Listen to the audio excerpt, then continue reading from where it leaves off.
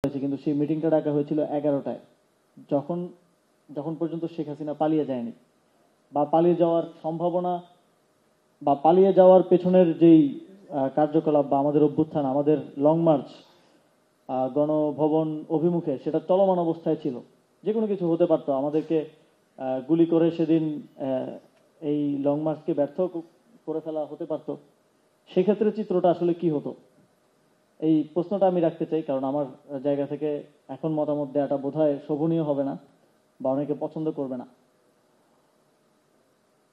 এবং আমাদের এই গণঅভ্যুত্থানের যে এজেন্সি বা পরবর্তী সিদ্ধান্ত গ্রহণের যে এজেন্সি, সেটা আরো অন্যান্য পাওয়ার স্ট্রাকচারের হাতে দিয়ে দেয়া হলো। এবং সেখানে এক প্রকার অ্যাগ্রি করে আসা হলো। আমি জানি কয়েকটা রাজনৈতিক দল বিরোধিতাও করেছে। তারা সেখানে বলেছে যে ছাত্র নেতৃত্বের সাথে বসা প্রয়োজন, গণঅভ্যুত্থানের নেতৃত্বের সাথে বসা প্রয়োজন। তারপরেও সেখানে এক ধরনের মতানৈক্য থাকা সত্ত্বেও সেখানে এক ধরনের এজেন্সি দিয়ে আসা হলো একটা অন্তর্বর্তীকালীন সরকার গঠনের, এবং সেটার ঘোষণাও আসলো। যদিও সম্ভাবনা ছিল সামরিক শাসনের, এবং আমাদের তখনকার বক্তব্যে আপনারা দেখেছেন যে আমরা কোনোভাবেই বাংলাদেশে গণতান্ত্রিক যেই ধারাবাহিকতা, সেটাকে সে সময় ভঙ্গ করতে চাইনি, কারণ এর আগের সামরিক শাসনের অভিজ্ঞতা আমাদের জাতির রয়েছে, এবং সবচেয়ে বেশি রয়েছে পাকিস্তান আমলের সামরিক শাসনের অভিজ্ঞতা, এবং সবচেয়ে রিসেন্ট রয়েছে 1/11 অভিজ্ঞতা।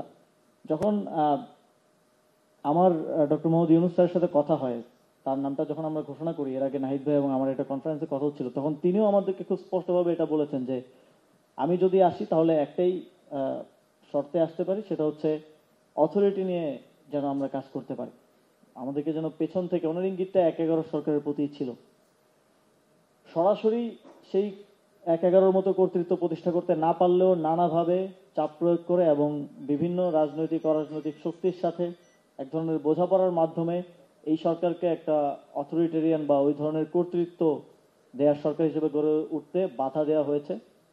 এবং এবং অনেক ক্ষেত্রে তারা সফল হয়েছেন। গণঅভ্যুত্থানের শক্তিদের মধ্যে বিভাজন এর একটা বড় কারণ হিসেবে আমি এটাকে মার্ক করতে চাই। ফলে যেটা হয়েছে, আমরা যে ধরনের ড্রাস্টিক্যাল চেঞ্জ চেয়েছিলাম সেটা বাস্তবে সম্ভব হয়নি। তবে এখানে আরেকটা জিনিস মার্ক করা প্রয়োজন, যেটা বাস্তবতা। এই গণঅভ্যুত্থান কোনো রাজনৈতিক শক্তি কিংবা এমন কোনো শক্তি যার কাছে খুব স্পষ্টভাবে লিখিত কিংবা ডকুমেন্টেড আছে যে এই গণঅভ্যুত্থানের পরে কি হবে, এমন কোনো শক্তির হাত ধরে কিন্তু হয় নাই। 5 আগস্ট পর্যন্ত তো আমরা স্পষ্টভাবে বলতে পারি নাই যে এই জায়গায় এই পরিবর্তনগুলো আমরা চাই। তখন বাস্তবতাও এরকম ছিল, এবং তখন এত দ্রুত ঘটনাগুলো ঘটে গিয়েছিল যে এই প্রস্তুতি নেওয়ার সময়টা এবং এই বোঝাপড়াটা এই গুটি কত ছাত্রের ছিল না। এই বাস্তবতাটাও আমাদেরকে স্বীকার করতে হবে। আমরা গুম অবস্থায় ছিলাম, আমরা যোগাযোগ করতে পারছিলাম না, ইভেন আমাদের সহযোদ্ধাদের সাথেও যোগাযোগ করতে পারছিলাম না, ফোন বন্ধ করে রাখতে হচ্ছিল। এবং সেই বাস্তবতার কারণেই আমরা 5ই আগস্টে একটা ঘোষণাপত্র দিতে পারিনি। আমাদের তখন একটা 5 পয়েন্ট রূপরেখা দিতে হয়েছিল, যে একটা অন্তর্বর্তীকালীন জাতীয় সরকার আমরা গঠন করতে চাই, গণহত্যার বিচার করতে চাই, রাজবন্দীদের মুক্তি দিতে চাই, আপনাদের যদি মনে থাকে। সেখানে কিন্তু আমাদের একটা ঘোষণাপত্র দেওয়ার কথা ছিল একটা সফল গণঅভ্যুত্থানের পরে, কিন্তু সেটা প্রস্তুত করা সম্ভব হয়ে ওঠেনি সে সময়কার বাস্তবতায়। সেটা একটা আফসোস হিসাবে আমার আছে, এবং আমার সহযোদ্ধা যারা ছিলেন তাদের প্রত্যেকেরই আছে। তবে সুসংবাদ হচ্ছে আগামী 5ই আগস্ট, আজ থেকে 3 দিন পর আমরা সেই ঘোষণাপত্র ঘোষণা করার মতো একটা জায়গায় পৌঁছাতে পেরেছি, এবং সেই ঘোষণাপত্রকে সাংবিধানিক স্বীকৃতি দেওয়ার একটা ঐকমত্যে প্রধান রাজনৈতিক দলগুলোর সাথে আমরা আসতে পেরেছি। এটা একটা সুসংবাদ। তবে আমাদের একটা গ্র্যাজুয়ালি পরে যে আমরা এই গণঅভ্যুত্থানকে একটা গ্র্যাজুয়াল প্রক্রিয়ার মধ্য দিয়ে সফল করব, এবং ফ্যাসিবাদী ব্যবস্থার বিলোপটাকেও আমরা আমাদের ঐকমত্য কমিশন, 11টা সংস্কার কমিশন, ঐকমত্য কমিশনের রাজনৈতিক দলগুলোর সাথে আলোচনার মাধ্যমে একটা প্রক্রিয়ার মধ্য দিয়ে বাস্তবায়নের সিদ্ধান্ত সরকার নিয়েছে, এবং সেটাও মোটামুটি চূড়ান্ত পর্যায়ের দিকে আছে। এখন পদ্ধতিগত কিছু বিষয় নিয়ে মতানৈক্য আছে, সেগুলোর মতৈক্যে যদি রাজনৈতিক দলগুলো পৌঁছাতে পারে তাহলে আশা করি 8ই আগস্টের মধ্যে জুলাই সনদ যেটা আমরা বলছি, জুলাই চার্টার, সেটার বিষয়ে একটা চূড়ান্ত ঘোষণা, চূড়ান্ত একটা বোঝাপড়ায় আসা সম্ভব হবে। সারোয়ার তুষার ভাই যেটা বললেন যে পদ্ধতিটা কি হবে, সেটা কি কোনো ভোটের কথা বলছে, কেউ কেউ গণপরিষদের কথা বলছে, যে সাংবিধানিক কাউন্সিল গঠন করার কথা বলছে, কেউ কেউ বলছে নির্বাচিত সরকারের উপর ছেড়ে দেয়া বা তাদের গুডউইলের উপর ছেড়ে দেওয়ার কথা বলছে। তো সে বিষয়ে রাজনৈতিক ঐকমত্যে আশা করি পৌঁছানো সম্ভব হবে। এবং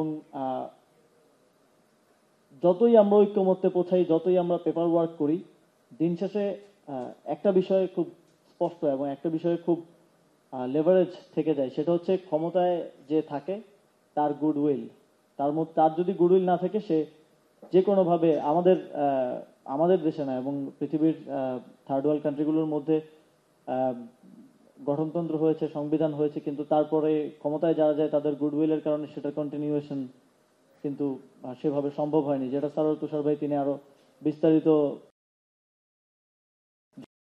নিয়ে যেই সরকার গঠিত হয়েছে, তারা এসে জনবিরোধী কাজ করতে তাদের কিন্তু হাত কাঁপেনি।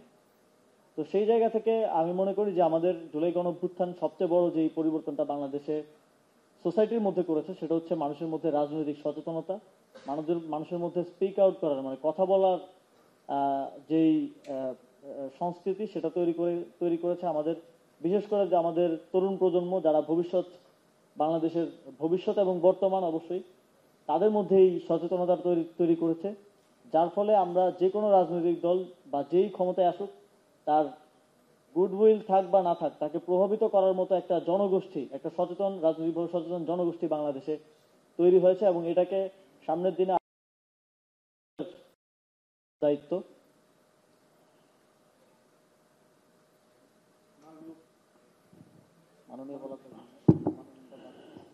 আচ্ছা, উপদেষ্টা আসিফ মাহমুদকে একটু কোশ্চেন করতে চাই, সম্পূরক প্রশ্ন, সেটা হলো গিয়ে আসন্ন জুলাই ঘোষণাপত্র এবং জুলাই যে সনদ হবে আর কি, সেইটা কি জুলাইয়ের যে কমিটমেন্ট রয়েছে ফ্যাসিবাদী ব্যবস্থার বিলোপ, নতুন রাজনৈতিক বন্দোবস্ত, সেটার যে বাস্তবায়ন করার যে মানে বাস্তবতা আমরা যেটা দেখতে পাচ্ছি, যে কথাগুলো নিয়ে এতক্ষণ আলোচনা হচ্ছিল 3 জোটের রূপরেখার মাধ্যমে বা এর মাধ্যমে বিলোপ করে দেওয়া হবে না, রাজনৈতিক সরকারকে কি এই সংস্কার প্রক্রিয়ায় বাধ্য করার কোনো লিগ্যাল বাইন্ডিং ভোটের কথা বা অন্যান্য যে জিনিসগুলোর আলাপের কথা? আমি একটু ভিন্ন একটা প্রসঙ্গ টানতে চাই, সেটা হলো একটি ঐক্যমত্য কমিশন গঠন হলো, সেই ঐক্যমত্য কমিশনে শুধু রাজনৈতিক দলগুলো অংশগ্রহণ করেছে। রাজনৈতিক দলগুলো বাংলাদেশের জনগণকে যদি প্রপারলি সার্বিকভাবে রিপ্রেজেন্ট করতে পারত, তাহলে জুলাই গণ অভ্যুত্থান বলি, বিপ্লব বলি, ছাত্র জনতার অভ্যুত্থান, যেভাবে টার্মিনোলজি যেটা ইউজ করি না কেন, সেটা রাজনৈতিক দলের হাত ধরে হতো। রাজনৈতিক দলগুলো জনগণের পরিপূর্ণ আশা আকাঙ্ক্ষাকে প্রতিফলিত করতে পারছে বলেই নতুন একটা আনকোরা গ্রুপ, অপরিচিত কিছু ছাত্র নেতৃত্ব এসে এই গণ অভ্যুত্থানের নেতৃত্ব দিয়েছে। এখন কথা হলো, এর মধ্যে দিয়ে তো নতুন কিছু স্টেক হোল্ডাররা রয়েছে, আমরা যদি অন্যান্য সকল স্টেক হোল্ডারদেরকে নাও এখানে ইনক্লুড করতে পারি, শহীদ পরিবারদের রয়েছেন, আহতদের রিপ্রেজেন্টেশন রয়েছে, এবং বৈষম্যবিরোধী ছাত্র আন্দোলনের পক্ষ থেকে যারা নেতৃত্ব দিচ্ছেন তারা ছিলেন। ঐক্যমত্য কমিশন কি শুধুমাত্র তাদের কথা কেন শুনলো না, শুধুমাত্র রাজনৈতিক দলগুলোর কে নিয়ে বসেই কেন এই সিদ্ধান্ত নেওয়া হয়েছিল? এই ঐক্যমত্য কমিশন কি পুরোপুরিভাবে জনগণের পুরো ঐক্যমত্যটাকে নিশ্চিত করতে পারে কিনা, এই প্রশ্নের উত্তরটা আপনি দিবেন। এবং সেই সাথে একই জায়গায় কোশ্চেন করতে চাই, বৈষম্য বিরোধী ছাত্র আন্দোলনের যে নেতৃত্বকে, সেটাকে কি জুলাই সনদ এবং ঘোষণাপত্রে সঠিকভাবে স্বীকার করা হয়েছে কিনা, এবং জুলাইয়ের যারা নেতৃত্ব রয়েছে, সারা বাংলাদেশে যারা আন্দোলনকারীরা রয়েছেন, তাদেরকে কতটুকু স্বীকৃতি দেওয়া হচ্ছে? কারণ ল্যাঙ্গুয়েজের জায়গা থেকে এবং ভাষার জায়গা থেকে আমরা দেখতে পেয়েছিলাম বৈষম্য বিরোধী ছাত্র আন্দোলনের নেতৃত্বকে অস্বীকার করা হয়েছে। সেখানে বলা হয়েছে বৈষম্য বিরোধী ছাত্র আন্দোলনের ডাকে বাংলাদেশের ছাত্র জনতা নেমেছে। নেতৃত্ব শব্দটাকে কেন অস্বীকার করা হলো, এই প্রশ্নের উত্তরটা আমি মাননীয় উপদেষ্টা আসিফ মাহমুদের থেকে জানতে চাই। প্রথমত যে প্রশ্নটা এসেছে যে প্রক্রিয়াটা কি হবে, প্রক্রিয়াটা এখনো যেহেতু ঐক্যমত্য কমিশনে ডিসাইড হয়নি, তবে আমি ব্যক্তিগতভাবে মনে করি যে প্রক্রিয়াটা অবশ্যই বাংলাদেশের, যে প্রক্রিয়াই হোক, সেটা বাংলাদেশের জনগণের রিপ্রেজেন্টেশন বা জনগণের যে উইল, সেই উইলের মাধ্যমে বাস্তবায়নটাই একটা সবচেয়ে গ্রহণযোগ্য এবং দীর্ঘমেয়াদী প্রক্রিয়া হবে বলে আমি বিশ্বাস করি। তবে সেটা ঐক্যমত্য কমিশনে ডিসাইড করার বিষয় আছে। তবে জনগণকে রিপ্রেজেন্ট করে ফর্মালি রাজনৈতিক ঐক্য কমিশন যখন আলোচনা করছে তার ফর্মাল বডির সাথে বসা ছাড়া আর কোনো মডালিটি আসলে ছিল কিনা সেই বিষয়টি আমি জানি না। তবে শেষ প্রশ্নটা কি ছিল? আসলে জুলাই ঘোষণাপত্রের সনদের একটা সোশ্যাল মিডিয়ায় আমরা দেখেছি যে সনদের খসড়া বা ঘুরছে, কিন্তু সেটা কিন্তু ফাইনাল না এখনো। যতক্ষণ না ফাইনাল ভার্সনটা আসছে ততক্ষণ পর্যন্ত বলা যাচ্ছে না। আর ঘোষণাপত্রের অনেক ভুয়া খসড়া বা অনেক পূর্বের খসড়া যদিও আছে, ঘোষণাপত্রের মূল কপিটা এখন পর্যন্ত আমিও দেখতে পারিনি, তবে মোটামুটি একটা ধারণা আছে ইন প্রিন্সিপাল। আপনারা জানেন যেহেতু এই সময়ে ঘোষণাপত্র দেয়া হচ্ছে, সেক্ষেত্রে প্রথম দিক থেকে একটা ছিল যে বিশেষ করে বড় রাজনৈতিক দলগুলোর সাথে একটা বোঝাপড়ার মাধ্যমে, ইন প্রিন্সিপাল একটা বোঝাপড়ার মাধ্যমে ঘোষণাপত্রটা দেয়া। এবং ঘোষণাপত্রের বিষয়ে এতটুকুই আমি আপনাদেরকে নিশ্চিত করতে পারি যে এই ঘোষণাপত্র জুলাই গণ অভ্যুত্থানের জনগণের যে আকাঙ্ক্ষা ছিল, জনগণের যে উইল ছিল এবং যেই ঐতিহাসিক প্রেক্ষাপটে এই জুলাই গণ অভ্যুত্থান সংগঠিত করতে হয়েছে, সেই ঐতিহাসিক প্রেক্ষাপটকে জাস্টিফাই করে।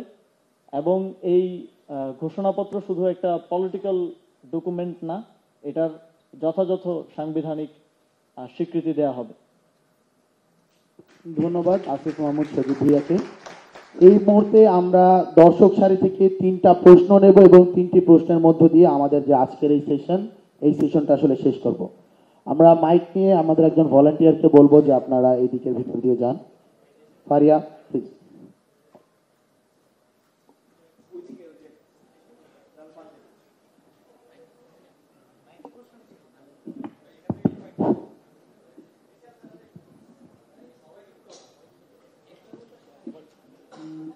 আমরা এখানে সাংবাদিকদের প্রশ্ন না, বরং যারা দর্শক রয়েছে আমরা তাদের প্রশ্নটাই আসলে নিচ্ছি আজকের জন্য।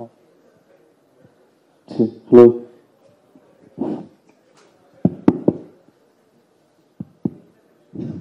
আসসালামু আলাইকুম। তার পরিচয়টি দিয়ে প্রশ্ন করবেন। আমি মোহাম্মদ আনোয়ার হোসাইন, শিক্ষিত সরকারি বাংলা কলেজ। একটু পরিচয় দিয়ে এক ছোট করে সেটা হচ্ছে 13 জুলাই 2024 সন্ধ্যার পরে আসিফ ভাইদের সাথে মিটিং করছিলাম। আমরা শুধু কোয়েশ্চেনের দিকে যাব, আমাদের সময় নেই। আমার প্রশ্ন হচ্ছে যে 1972 সালের স্বাধীনতা যুদ্ধের পরে শেখ মুজিবুর রহমান তিনি জাতির জনক পিতা না হয়ে তিনি শুধু একটি দলের প্রতিনিধি হয়েছিলেন। সেই ভুলের পুনরাবৃত্তি কি আমাদের দেশে হবে কিনা, যে আমাদের যারা জাতীয় ফিগার, ন্যাশনাল ফিগার, তারা কি কোনো দলের প্রতিনিধি হবেন, নাকি তারা যোগ্যতা মেধার ভিত্তিতে তার দেশের প্রতিনিধি হবেন? একটা প্রশ্ন। আচ্ছা, ধন্যবাদ। প্রশ্নটি আপনি কাকে করছেন? আমার প্রশ্নটি হচ্ছে যারা বর্তমানে দেশকে রিপ্রেজেন্ট করেন সবার উদ্দেশ্যেই, কারণ 18 কোটি সবাই তো আর নেতা না, নেতা তো আমাদের পরিচিত জন, আমাদের শুভাকাঙ্ক্ষী সহপাঠী সহকর্মী, তাদেরকে প্রশ্ন করলাম। আর আচ্ছা, জুলাই আন্দোলনের একজন নেতৃত্বস্থানীয় জায়গা থেকে এই প্রশ্নটার উত্তর আমি দিয়ে যাচ্ছি। প্রত্যেকের আসলে নিজস্ব রাজনৈতিক চিন্তা ভাবনা রয়েছে এবং এই রাজনৈতিক দল করা, সংগঠন করার স্বাধীনতাটাও আমাদের আসলে দিতে হবে। তো আপনি যে জিনিসটা বললেন, তারা কি দেশের হয়ে থাকবেন, জনগণের হয়ে থাকবেন, নাকি হলো কি রাজনৈতিক দলের হয়ে থাকবেন? আমরা মনে করি যে একটি রাজনৈতিক দলের প্রতিনিধিত্বের মাধ্যমেই জনগণকে সব থেকে ভালোভাবে রিপ্রেজেন্ট করা যায়। জনগণের আশা আকাঙ্ক্ষা যেটা বাস্তবায়ন, যে ম্যান্ডেটটা, সেটা আসলে রাজনৈতিক দলের কার্যক্রমের মধ্যে দিয়েই বাস্তবায়িত হয়। এবং 8ই আগস্টের বাস্তবতায় দাঁড়িয়ে কথা বলতে হবে। সেটা আমরা আজকের বাস্তবতায় বললে হয়তো ওই সময়টার প্রতি ইনজাস্টিস করা হবে, বা যারা ওই সময় এই প্রক্রিয়া ছিল তাদের প্রতি ইনজাস্টিস করা হবে। যদি 5ই আগস্টের রাতের কথা বলি, আপনাদের ওই ভয়াবহ সময়টা সবারই মনে থাকার কথা। সে সময় আমরা শুনছি যে দেশে বিভিন্ন জায়গায় বিদ্রোহের কথা শোনা যাচ্ছিল, বিভিন্ন জায়গায় কুয়ের কথা শোনা যাচ্ছিল, রাজারবাগে গুলির কথা শোনা যাচ্ছিল।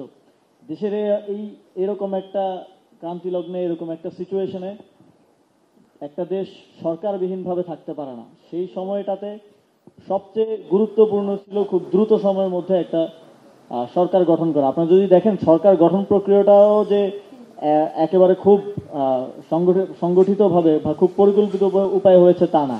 আমাদের একটা ফেসবুক পোস্টের মাধ্যমে ডক্টর মোহাম্মদ ইউনূসকে প্রধান উপদেষ্টা ঘোষণা করা হয়েছিল, যদি আপনাদের মনে থাকে, এবং তারপরে সেটা বঙ্গভবনে রেটিফাই করা হয়েছিল এবং আমাদের রাজনৈতিক দলগুলো এই জায়গায় একমত হয়েছিল যে একটা অন্তর্বর্তীকালীন সরকার হবে এবং সেটা সাংবিধানিক ধারাবাহিকতা রক্ষা করে হতে হবে।